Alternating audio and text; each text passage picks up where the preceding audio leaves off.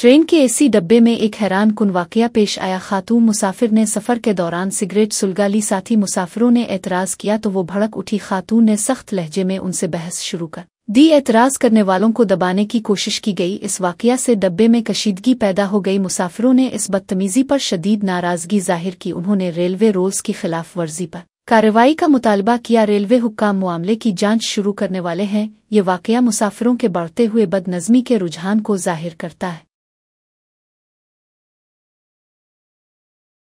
वही बाहर चलो वही हिंदी पता नहीं। मैं तेलुगु में बात करेगा।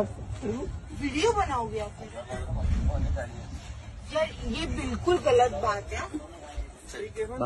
नहीं, इनको बोला मेरा वीडियो मत बनाए और डिलीट करे। नहीं ये तो लीगल है। हेलो, ये तो लीगल है ना, ये तो लीगल है ना। मैंने तुमको ये तो लीगल है ना। बोला है। जब मैं इज्जत से बोलूँ बाहर जाके फूको, बाहर फूकना भी अलाउड नहीं है इधर। ठीक है, ठीक है। तुम्हारे भी सुखा नहीं फूक रही। ठीक है। मेरा वीडियो डिलीट कर देना, इज्जत से बोल रही हूँ। मजा नहीं आएगा भाई। ठीक है, जो करना है कर। जो करना है कर ले। नहीं, मेरा वीडियो डिलीट कर। तो बाहर जा फिर। अब बाहर जा रही हूँ।